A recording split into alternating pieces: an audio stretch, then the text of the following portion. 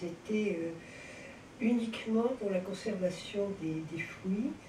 On a utilisé le miel, ça a été le premier des édulcorants.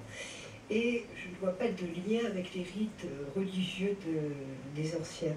En revanche, la pâtisserie, effectivement, d'abord ça a été le pain, et finalement la pâtisserie n'est apparue que lorsqu'on a commencé à ajouter au pain du beurre, des œufs, et puis ensuite le miel, édulcorant aussi, et on a obtenu une sorte de galette sucrée qui n'était pas encore véritablement un gâteau, mais qui était une sorte de douceur que les anciens, aussi bien les Grecs que les Romains, utilisèrent surtout au départ comme offrande.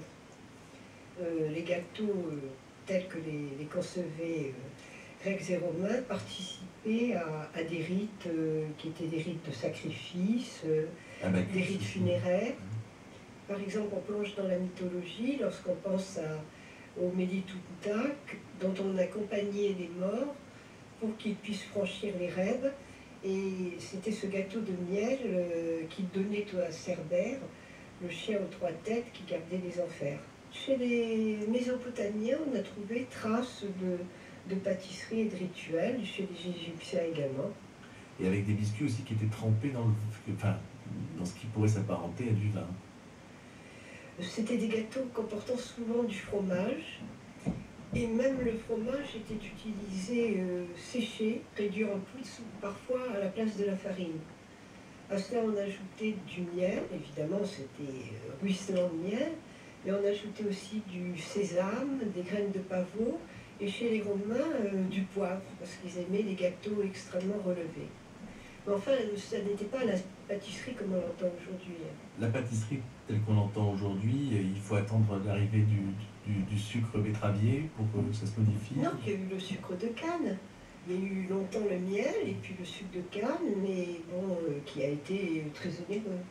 François Bourcamp, si on reparle de sucre, faisons un petit voyage dans le temps. Le sucre a été rapporté de Haute-Asie par les légions mésopotamiennes d'Alexandre le Grand en moins 334 avant Jésus-Christ.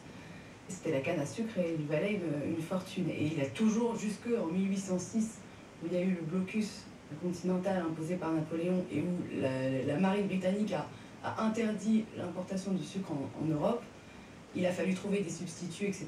Et c'est là qu'on a commencé à chercher des solutions et qu'on a trouvé la betterave à sucre qui, du coup, a démocratisé la pâtisserie de manière phénoménale. Et la confiserie aussi. Et la confiserie aussi. In every job that must be done, there is an element of fun. You find the fun and snap, the job's a game. And every task you undertake